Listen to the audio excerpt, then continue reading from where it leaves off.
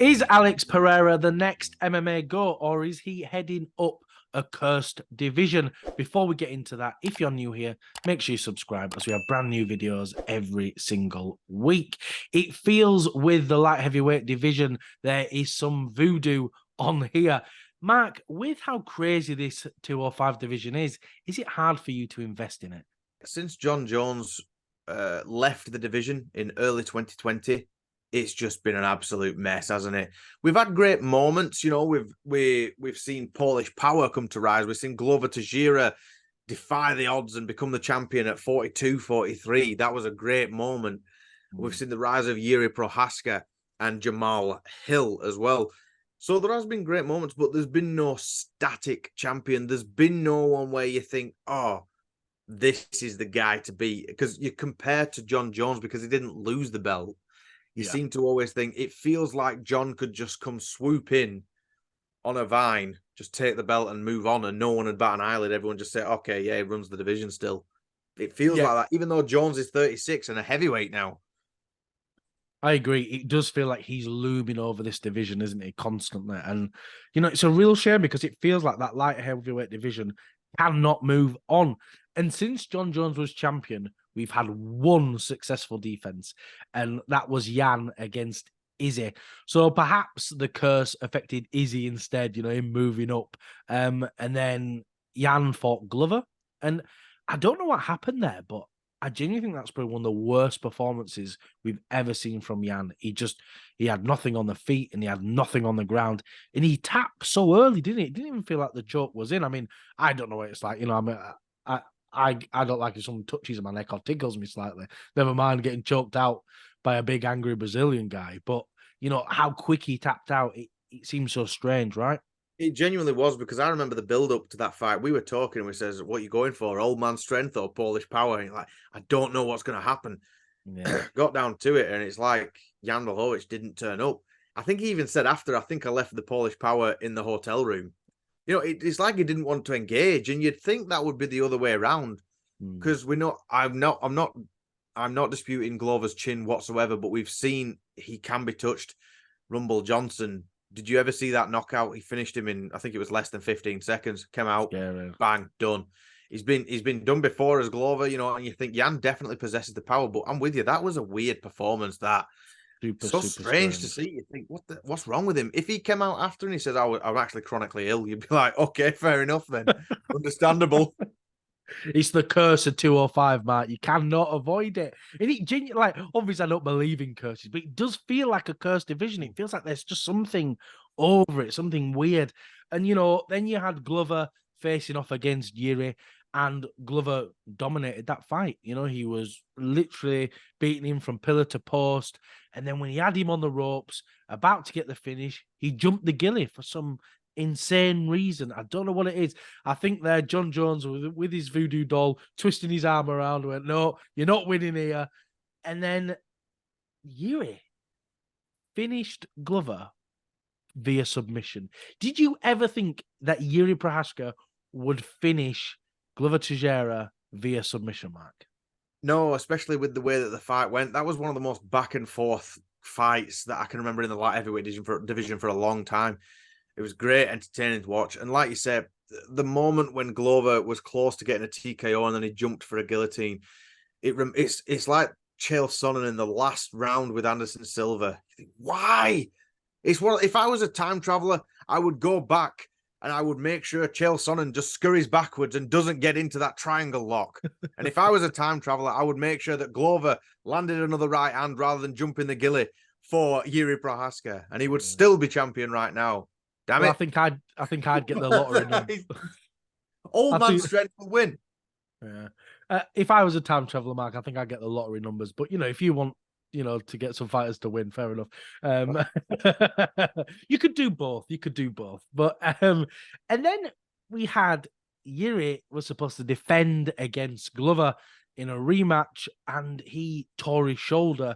And then we had Ankalaev versus Jan for the vacant belt, which resulted in a draw. Again, another insane result. Mark, what did you think? Did you think that was a fair result for the draw? you're taking me down memory lane of the light heavyweight division here. There's things like that you forget. Oh yeah, that went wrong as well, didn't it? Yeah. This is like literally the sinking of the Titanic. It just gets worse and worse and worse until eventually, all right, there's a couple of people floating around. Yeah. But yeah, I remember that. That was last. It was. I mean, I'm never that disgusted at a draw because it's got to be so thinly sliced. And you think, look, best of both worlds. I think Jan was a bit of an idiot because he chopped his legs and then he just ended up, getting taken down. So you think, play that to your advantage. Dana White was pissed off watching that, wasn't he? He was like, no, absolutely not. And he never makes fights. That's what he always says. But, I think he's gone back on that quite a few times. Never makes fights the night of a fight. But instantly he made Glover Teixeira versus Jamal Hill, didn't he? That's how angry he was. I think it was a bit unjustified, but that wasn't a bad fight. It was a bit like watching Old Yeller get put to sleep, though. Yeah, it was a fun fight though to watch, and I agree with you. I'm not often upset with a draw. I think we should really get more draws, if I'm all honest. I think so many of these fights are so close. Draws often the most fair result, and I think with that one it was super fair. But like you were saying, Dana then announced Jamal Hill versus Glover, and again, it felt there was something off about Glover that night. He got absolutely polished by Jamal Hill, and I did not expect that to happen. Did you expect Jamal Hill to put on such a fantastic performance against Glover? No, I were expecting a lot more grappling, if I'm honest, as well. But that was one of those moments that I don't think gets spoke about enough. Coming into the 5th round, Glover Teixeira, with his face looking like a lasagna, stands up, smacks his hands together. He says, "Let's go, baby." Looking at Jamal Hill like that, let's have it, let's go. Comes out, and obviously it was a decision win for Jamal because he just battered. But then it took that Hollywood shine off it because it was in Brazil and most of the fans had already left the arena to hear Glover retire. It just really took that shine off it, because it was a special moment. He retired the same night as Shogun did, another great fighter. People forget how good Shogun was, and I don't know, it just really ruined the moment a little bit for me. I agree. I think it's such a shame, especially I don't know what it is about the Brazilian fans. They're so passionate, and yet they seem to really sort of disappoint the rest of the fans across the world. Like throwing stuff at Brandon Marino when he beat Figgy and things like that. It's like, come on, man. These are some amazing moments. Make them special, and because for me, live sports, as great as it is to see the fighters, obviously, the crowd really make it. And if the crowd's not into it and they're not showing the support they need, I think it can ruin the whole event. And like you're saying, it really takes the shine off. And then, Jamal Hill won. And before he could defend the belt, he had to vacate it because he tore his Achilles. This division is just becoming, the division of the unexpected. It's just wild injuries left, right, and center. And, it's just insane, isn't it? That Hill didn't even get a shot at defending this belt. And, it seemed like he was set to fight Yuri, and Yuri seemed really excited to come back and fight him. But what we got instead was Yuri versus Alex for the vacant belt. And somewhat of a controversial finish. Mark, how did you feel of the end of that fight? Did you think it was a fair ending, or do you think there's a little something wrong with it?